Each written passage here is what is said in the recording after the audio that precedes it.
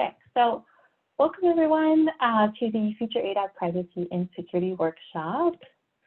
I'm your host, Emily, and just before we get started, a few housekeeping items. Our workshops, first of all, are available and they are created thanks to you, to our attendees, to our community. So I want to say thank you to everyone who's here, and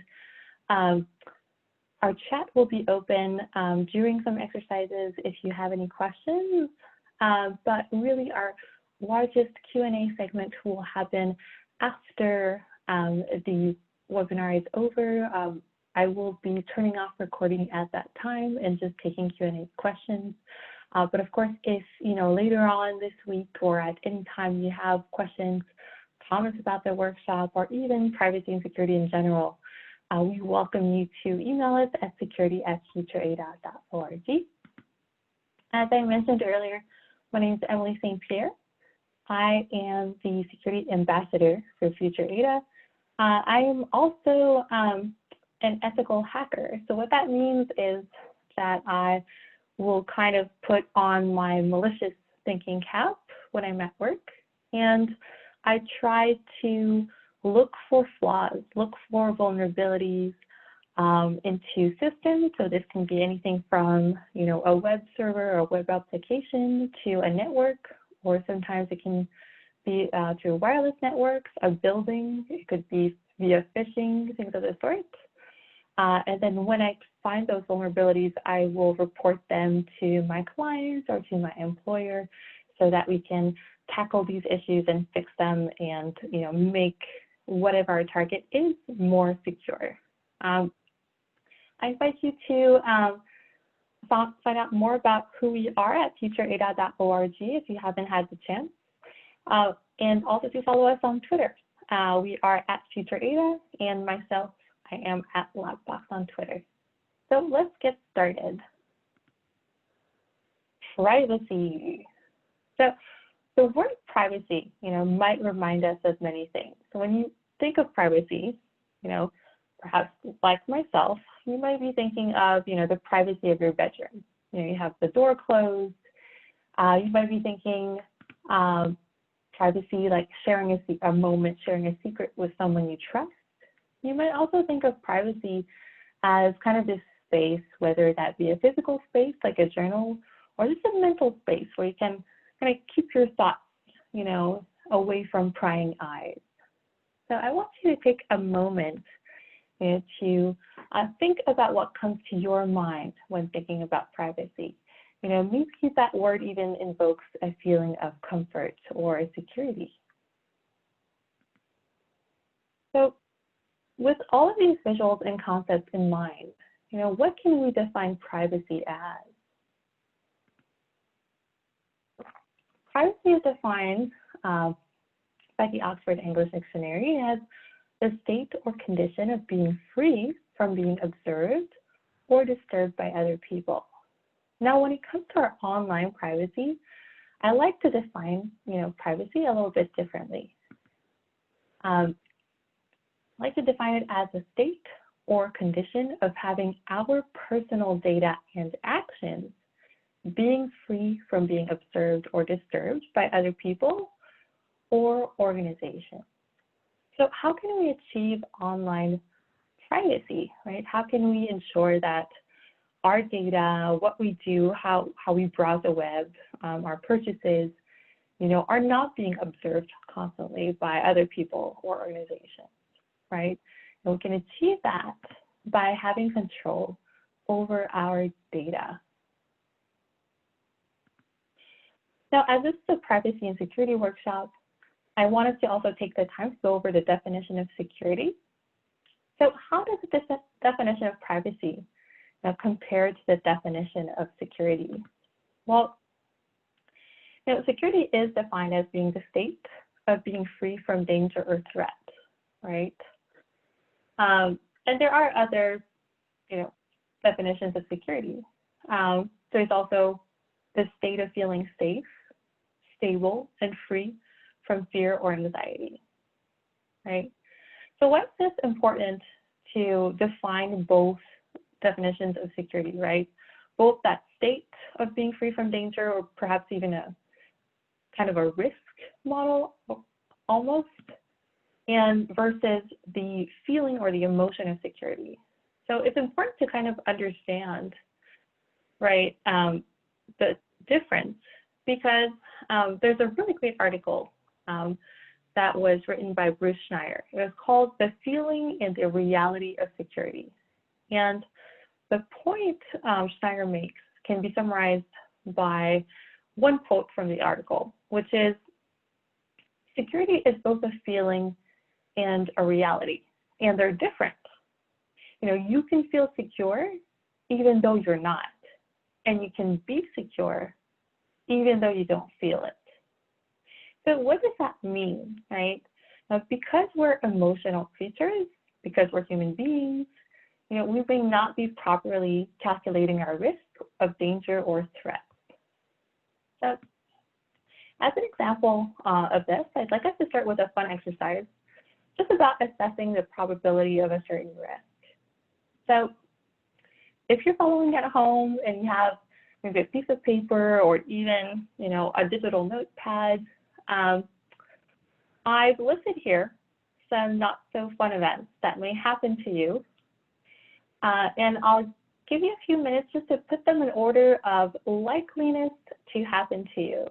And again, just an exercise, I'd like you to look at the following: death by fireworks, going blind after laser eye surgery, death from heart disease, being attacked by a shark in the US, being called to come on down as Price is Right, being stalked, being injured by a toilet, and being audited by the IRS. So try to list those by probability. So which ones are most likely to happen to you to the least likely?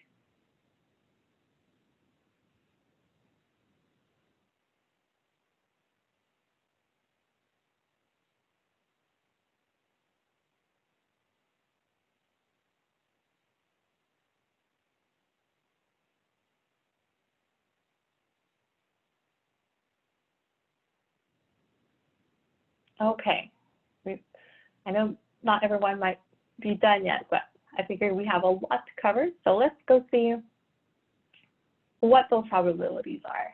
So you are most likely from that list to die from heart disease. You have a 1 in 6 chance for this. 1 in 6 chance and 1 in 19 chances for women versus men of being stalked. You have a 1 in 36 chance of coming on down at The Price is Right if you are a part of the audience. You have a 1 in 184 chance of being audited by the IRS. 1 in 5,000 chance of actually being injured by a toilet. 1 in 340,733 chance of death by fireworks, followed by a 1 in 5 million chance of going blind after laser eye surgery, and finally, a 1 in 11.5 million chance of being attacked by a shark in the US. So hopefully this has been kind of an eye-opening exercise about, you know, how difficult it is for us as humans to be evaluating risk and evaluating probabilities of certain things happening to us. So it's good to keep that in mind when we're looking at our online privacy and security, because sometimes we might be doing things online, on the web, or using our devices in ways that make us feel very comfortable and secure, but without an understanding of, you know, without being able to calculate the risk properly, it's hard to say whether sometimes our comfortable routine of sharing everything on social media, right, or sharing things with our family might lead to a lower risk of, or a lower security level. So I want to talk about next data. I want to take a look at data collection. So a few slides ago, we looked at the definition of online privacy, and online privacy being the state or condition of having our personal data and actions being free from being observed or disturbed by other people or organizations. So having control over our data, right, is an idea that might sound simple at first, but to do so, especially as we currently live in the information age, requires a lot of work, and it requires, of course, an understanding of how our data is collected online. So I want to review a few examples of how our data might be collected or shared or sold or leaked online.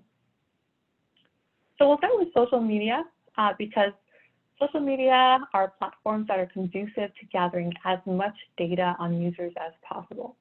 So for our first example, let's say that Ada, pictured on the left, opens up an account on Facebook.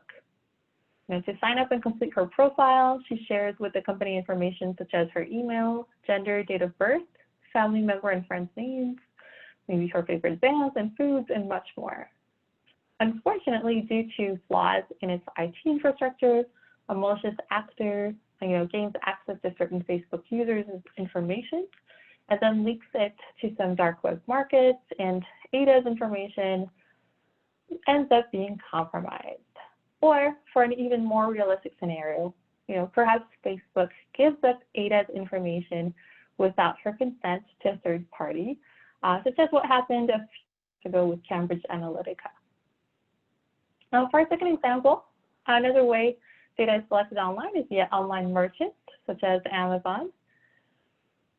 So let's say for our second example, Ada is buying some used books via third-party seller on Amazon.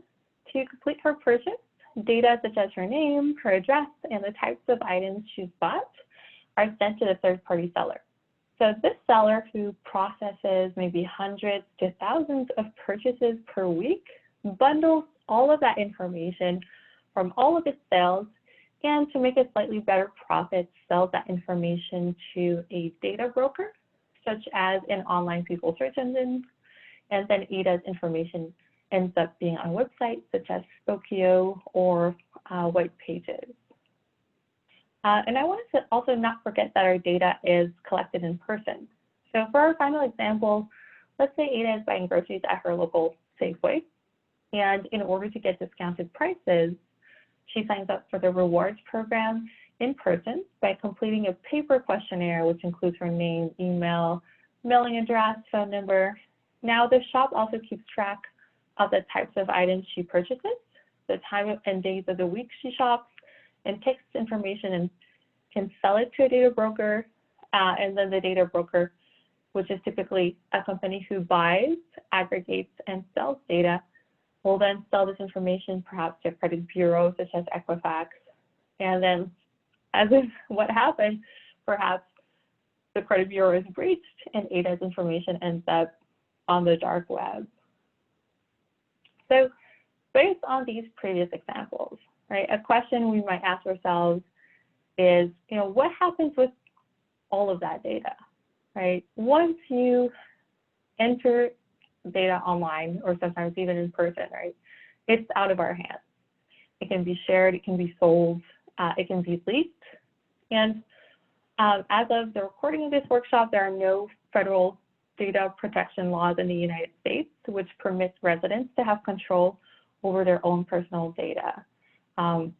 Certain states, however, are working towards enhancing consumer privacy laws. So California passed the California Consumer Privacy Act, which provides California residents certain rights, like the right to know what personal data is being collected about them, whether it's being sold or disclosed and to whom. And they can also request for a business to delete any personal information about a consumer that's being collected.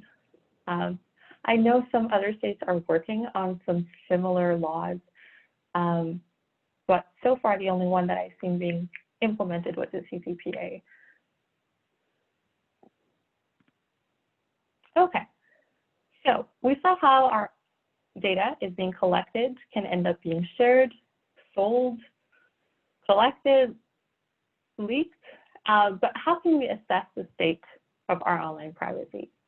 Right? How can we get an idea of the kind of information that's available about us? It's very simple, right? You start by simply Googling yourself, or just not just Google, you can use Bing, you can use DuckDuckGo. There are several search engines you can use for this task. You know, if you haven't Googled yourself yet, it may feel a bit weird. I invite you to do that at this time or perhaps a later time. But when you're Googling yourself, what I really would invite you to do is to make sure that if you're seeing anything that you're truly concerned about, you know, take down some notes, copy the links for the websites or the search results that you see that you're not so keen on having out there. And we'll go over some ways to remove some of that information in some later exercises.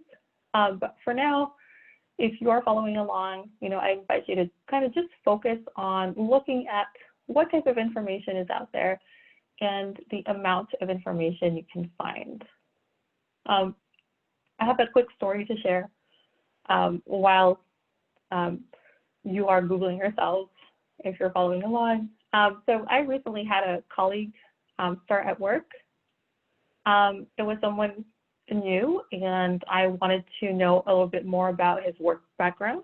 So I Googled him, and you know, I immediately found his home address and family members' names. And this just makes you think, right? Like if I had just met a colleague and they asked me for my home address, right, I wouldn't give it to them. I'd find that really weird and kind of very forward, right? I wouldn't give my home address to a stranger. But if this person just has my name and know the general location of where I'm from, right, is that enough for them to know where I live? Probably, right? So just something to think about while you are looking at those search results and hopefully taking down notes about the results you perhaps want to remove.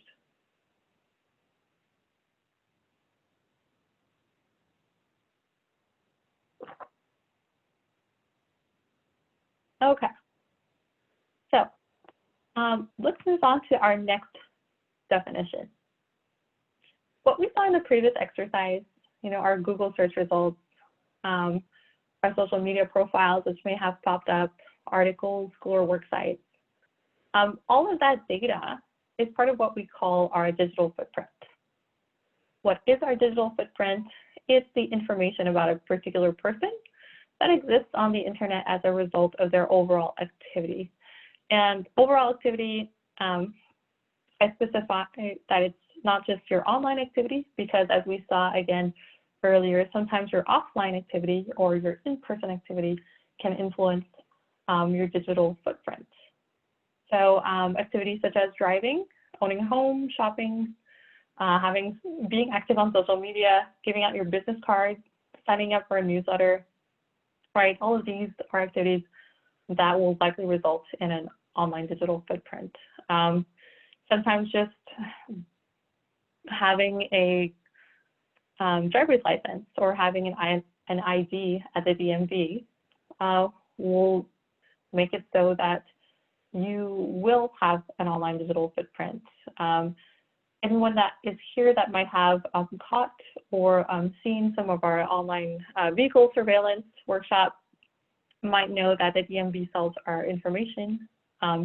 Every state is slightly different, but typically the DMVs will sell that information to data brokers or research agencies, and to credit bureaus, to private investigators, and so on. And again, that is information that will might wind up online. So why is it important to manage our digital footprint, and how could it be used against us? So this brings us to our digital footprint attacks. And what I mean by this is really any kind of attack which can be facilitated by using someone's or a company's digital footprint against them. So we're going to go over two common examples of this. The first one is phishing, right? You might be familiar with phishing attacks. You know, this is one of the most popular ways, you know, a malicious actor will try to grab your information, especially, let's say, financial or account information. I'm sure everyone here has received a phishing email. If you've received a phishing email recently, you might have read it. You know, you might think about kind of how was it worded? Was it weird? Was it pretty good? Was it a copy of maybe a genuine company's email? You know, I want us to think about what is a good phishing email and what is a bad phishing email. So one of the differences between a good phishing email and a very basic one is the amount of personal information it contains, right? So if an email has a lot of personal information on you, is it legitimate? It can be hard to tell, right? So I'm going to go over two different phishing emails that are based on some that I have created and sent to some people in an organization in the hopes of having them click and enter information while I was at work. So let's take a look at this first email here. It says, "Hi, I was speaking with some folks from the Spokane WordPress meetup this weekend. One of the attendees has a son who's looking for an internship and tossed me his resume. Do you think he'd be a good fit? I'm meeting up with them again this Friday and would love to hear your thoughts. I've uploaded his resume to our secure STP. Thank you, Ada Lovelace." So that's not too bad, but what if we did our research, we did our homework, and we used someone's digital footprint or an organization's digital footprint against them? So the email would look probably something more like this. "Jane, I was speaking with some folks from the Spokane WordPress meetup this weekend, including John Smith. He is a local web developer at SCCU and mentioned his son Michael, who's finishing up his CS Bachelor's at Gonzaga and is looking for an internship. Do you think he'd be a good fit? I'm meeting up with them again this Friday. Would love to hear your thoughts. I've uploaded his resume to our Kiteworks. Thank you, Ada Lovelace, and I've added a confidentiality notice." So this email, which is basically what I had sent to a person at an organization at work that had hired myself to try to phish their employees, was successful, right? So this email or something similar to this one led to the compromise of the company I was targeting. And really that's in large part due to how personalized that email was, especially because this was for like a small industry where people are more likely to be maybe a little bit more personal when they're reaching out to each other over email. So what if I wasn't targeting an employee? I had the chance to work with an insurance company who was wondering if I could get their information via their customer service phone line. And instead of phishing, like we just saw, this company wanted me to perform what's called Vishing, right? So that's a type of attack where I'm trying to get information from you or get you to do something over the phone. So here's what happened when I used someone's digital footprint in combination with Vishing against them.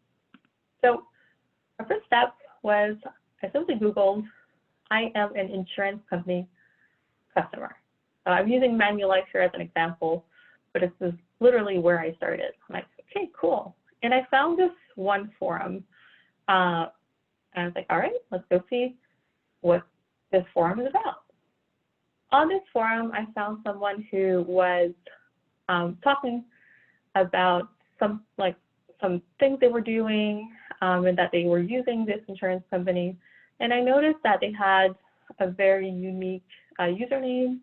I also looked at their location, and by looking at their forum profile and kind of their general location, I was able to find that same username on a different website, which listed that person's actual real name and their wife's name. From there, I went ahead and looked for this person's social media profile, and I found that he had a Facebook profile listed, which listed their vehicle make, model, and license plate. And by scrolling through this person's Facebook timeline, I was able to also find their wedding anniversary date. I was able to find, information about who their children are, etc. So, right, as I'm doing this kind of research, I'm kind of trying to position myself into how would I use that to attack or to perhaps do something malicious with this information. So for the next step, what I did is because VIN numbers and license plate numbers are a matter of public record, I was able to do a lookup for the VIN number based on the license plate I found on the Facebook profile. And then I also looked up the person, the man's name and his wife's name via a Purple People search engine. And that further gave me, their full home addresses, their birthdays, which also I can find the birthdays on Facebook if someone posts happy birthday, etc., and some phone numbers. The phone number was especially important because I couldn't find that on Facebook or the other social media profiles, but I needed a number to spoof, so pretend where I was calling from. So ultimately what happened, I posed as this man's wife. I called the insurance company, and I basically just confirmed that I could cancel this vehicle coverage, thanks to having the information I found. I didn't use all of the information to need to cancel the vehicle coverage, but that is a very real way that your digital footprint could be used against you. And it's worth asking yourself if, based on your current digital footprint, right, can someone do a similar attack to you? There's a story, quick story about this actually. I was recently on an online forum for the city of Spokane, and someone posted a disparaging comment about a homeless person, and it took me under 10 minutes to figure out their full identity, like where they worked, full name, address, etc. So again, sometimes even if you're posting things online under a username that you might think is anonymous, can I take all these little crumbs of information and make them into something larger, something that I could use to really use against you, or to basically find out who you are. So it's important to also look at our digital footprint, as the sum of every search result of every post you have. Okay, so this brings us to our third exercise, which focuses on social media profiles. If you're still following along, and you might not have time to go through all of these, I just put in some links here and some very simple, just some simple steps to make sure that you're locking down your social media. I put down like the ones for the most popular social media profiles, and I really invite you to maybe to take a look at Facebook, Twitter, or your LinkedIn real quick, and make sure that you take a few minutes to lock down your privacy and sharing settings. I also want to point out that some social media platforms really aren't made to be as granular with privacy. Like I know for Twitter, for Instagram, it's basically all or nothing. You can't really tweak who you tweet to. Is it only certain groups that have access to certain types of information? And of course, like for Twitter, for Instagram, even, for both of these are really made to, share as much information as you can. While you're locking down one of your social media profiles, another quick story. For Instagram, I was doing last year a workshop towards local youth here in Spokane.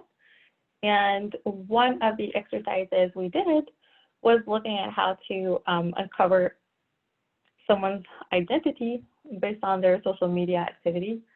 And sometimes I think it's also worth taking a look at the kind of information you are sharing on, especially on Instagram, because I've seen several now posts where people will, okay, well, this is not popular anymore, but they will post their airline tickets. And based on this, what I can do is, even if you cover your full name, if your confirmation number, is visible, then I can probably use that to cancel or make changes to your tickets or to your travel plans. So just something to keep in mind to make sure you're never, maybe once this pandemic is over and you decide, hey, I'm thrilled, let's go around the world again, let's go travel somewhere, just make sure you're not sharing your airline ticket information. Okay. I want to emphasize how dismissing privacy concerns as being nothing to worry about, because you have nothing to hide, right? Dismissing things like that is really the wrong way to look at privacy, right? If you recall, all the attacks we just went over, then you've seen that, the more data you have that is outside of your control, so the less privacy, then the less you are secure, right? So privacy and security really go hand in hand. And having better privacy helps us prevent, personalized phishing and vishing attacks. It helps us prevent having malicious actors guessing passwords or security question answers. It can help us prevent impersonation attempts, whether in person or online.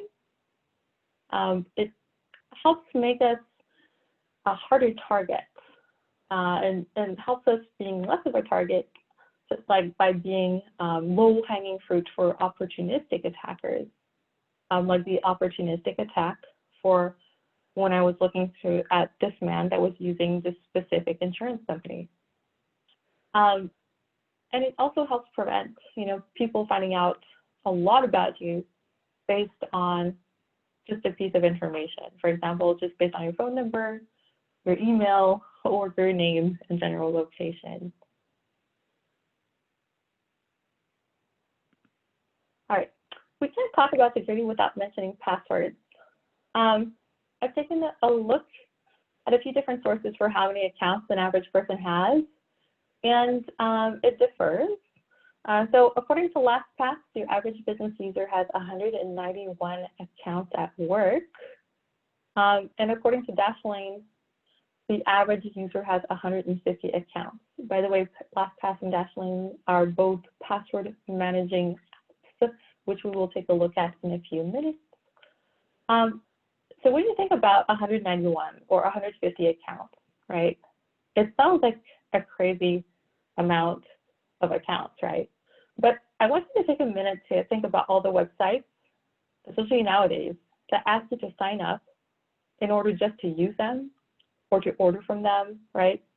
Something maybe from a food delivery service to your utilities, to your insurance, to music services, online shopping accounts, blogging platforms, to your social media, right? If you take a moment to log into maybe your main or email address, the one you use most to sign up for accounts with, and you do a search for keywords such as welcome or account, and if you take a look at all the websites you signed up for, you might realize that it's a little bit more than you realized, and you might even find some accounts that you forgot you had even signed up for.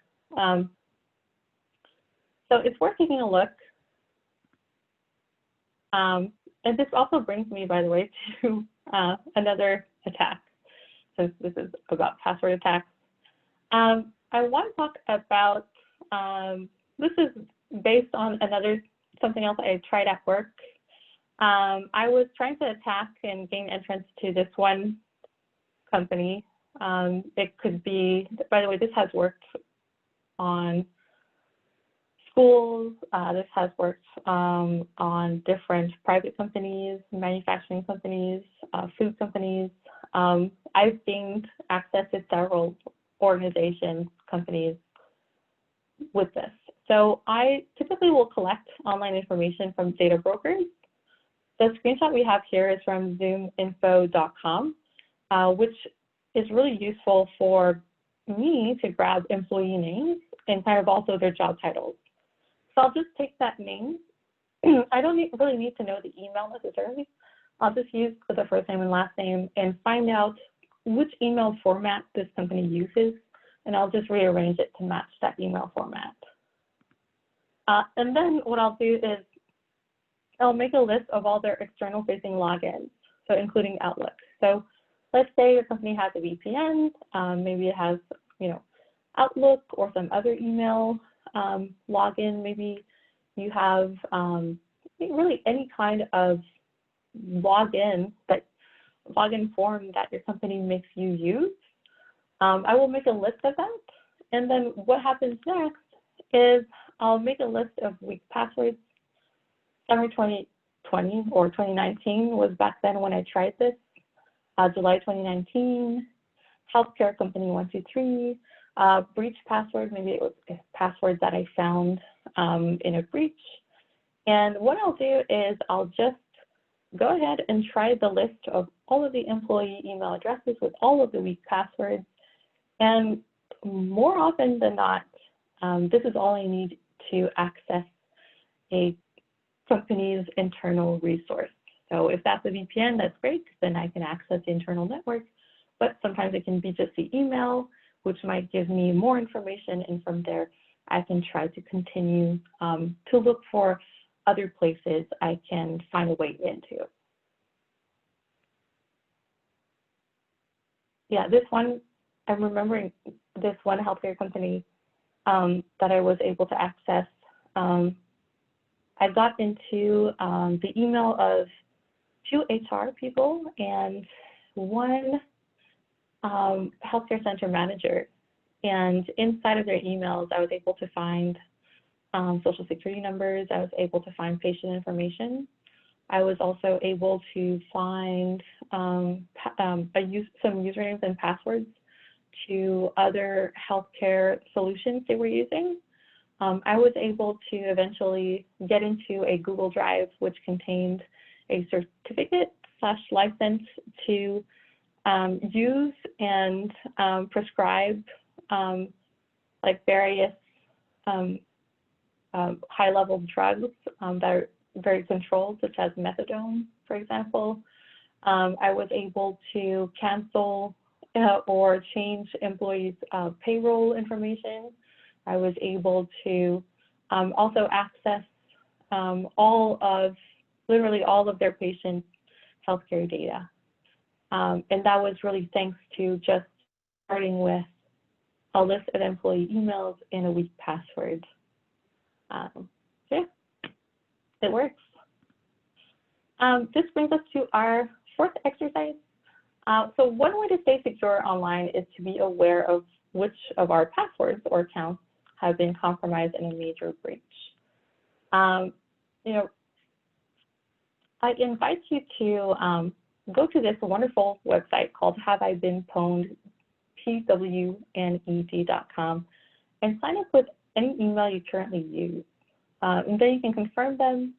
And then what this website does, and it's run by this security researcher called Troy Hunt.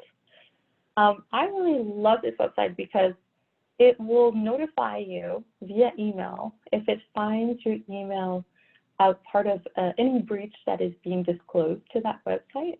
And it will also kind of show you the previous breaches you may be a part of. So it's really great. It's a free service. I really recommend that you sign up for it on all of your emails. Maybe you have a work email, maybe you have different emails. I suggest that you sign up with all of your emails. And then, based on which kind of accounts have been breached, I suggest that you, of course, change the password for that account. And speaking of changing passwords, this brings us to stepping up security. The following slides are really going to be showing you actionable steps you can take to significantly reduce the risk of having your devices or online accounts compromised. I actually highly suggest you do all of these steps to ensure you have a certain kind of baseline level of security when you're online.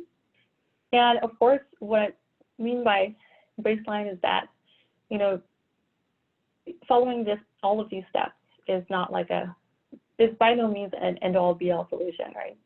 To maintain a certain level of privacy and security takes continuous effort and time.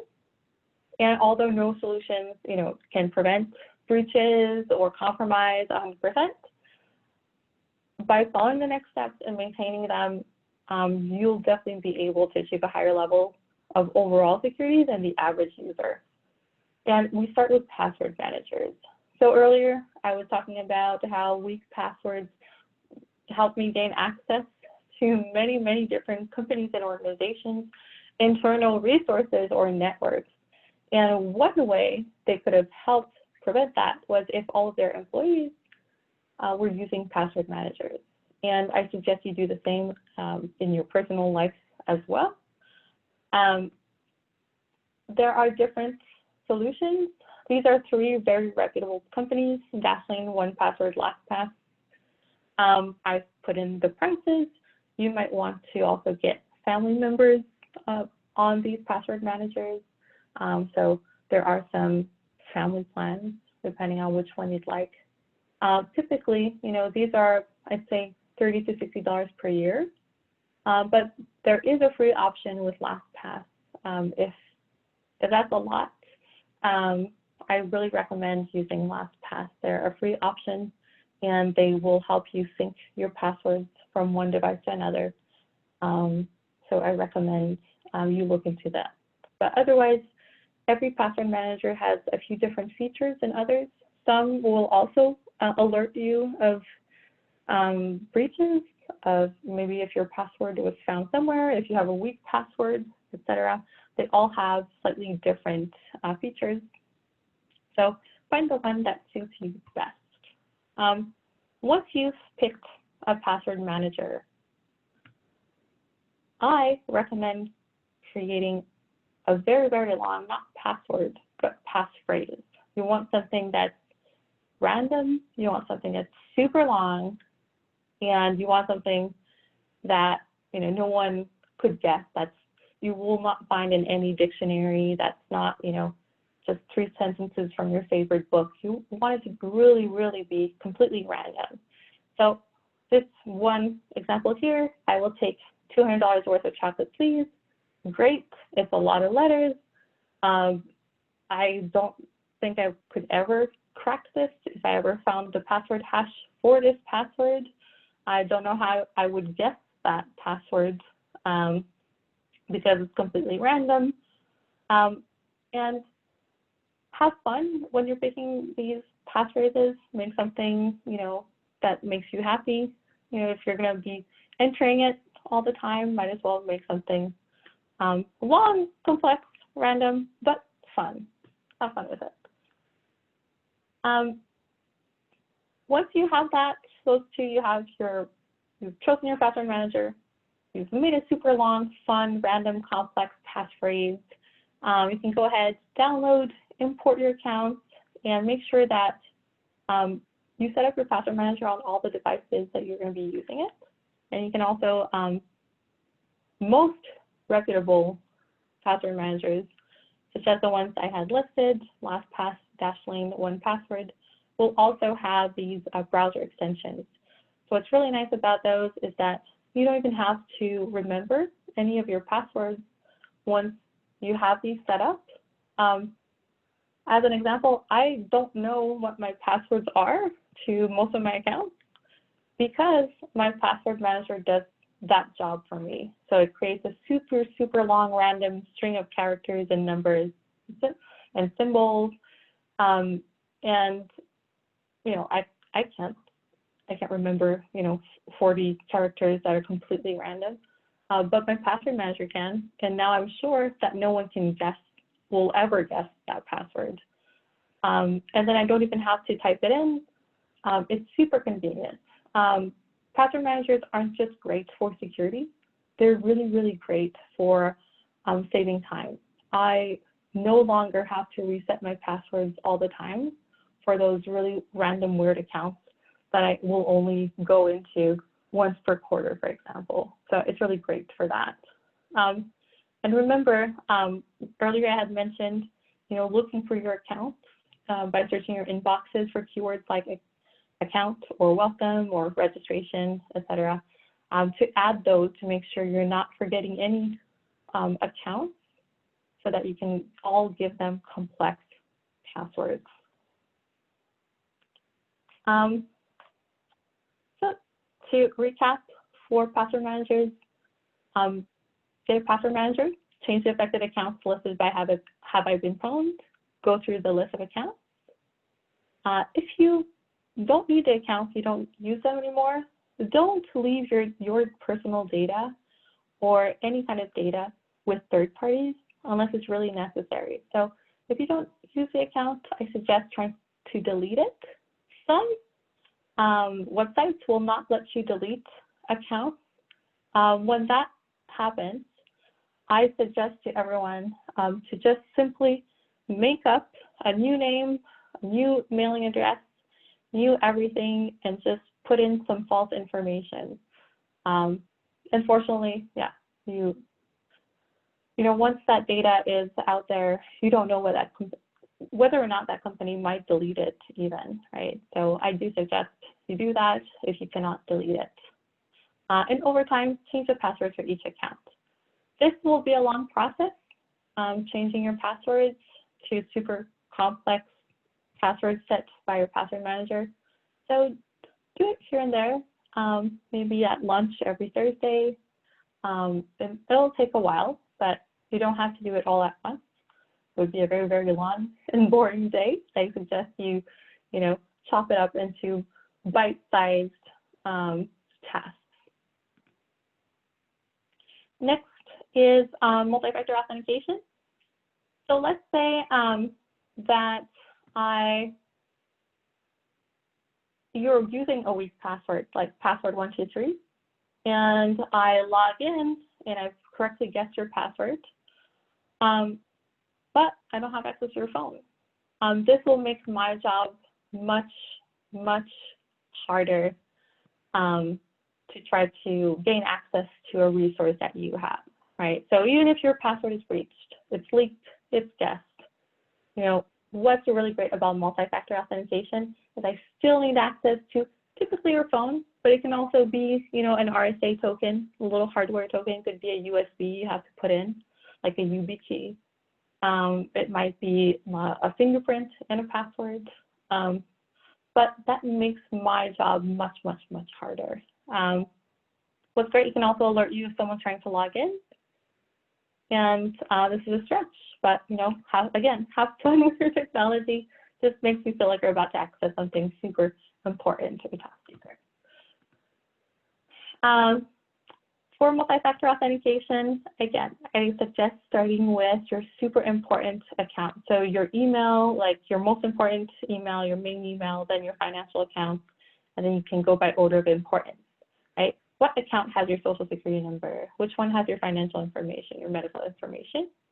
And an app like Google Authenticator, Okta, or Duo is more secure than a text message. And the reason for that is that just in case that you lose access to your phone, to your cell phone, you can, or your phone number, actually, even if that phone number is canceled, as long as you have Wi-Fi, you'll still be able to access your account. It's also very, very important to get those backup codes and put them and store them in a place that is both secure and where you won't lose them. So if you have a password manager, typically these will have, a little notepad that is secure. I suggest you use these features within your password managers to store your backup codes to your apps like Google Authenticator, Okta, or Duo. And that's so that when you switch phones, or if you ever lose your phone, then you won't lose access to that account. Because unfortunately, if you sometimes lose access to your second authenticator, you will simply lose access to that account, and that is because it's secure. And that's what makes it secure, of course, might make it harder to gain access back into. So keep that in mind. Yeah, so we've looked at a couple of ways to lock down your online presence, but I also suggest you harden devices. Just a quick overview. Keep your software up to date. You want to prevent new, common, or old attacks on all devices. Make sure you're able to detect threats on your device, such as malware, spyware, and configure your devices securely.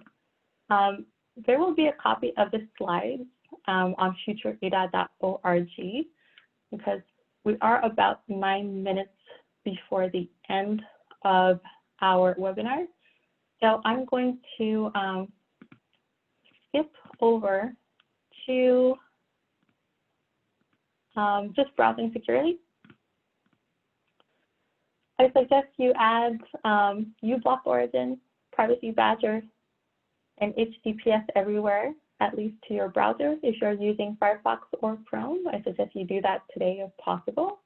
Just because it will help you, again, block ads, block trackers, and will just ensure that you're connected securely whenever you're browsing.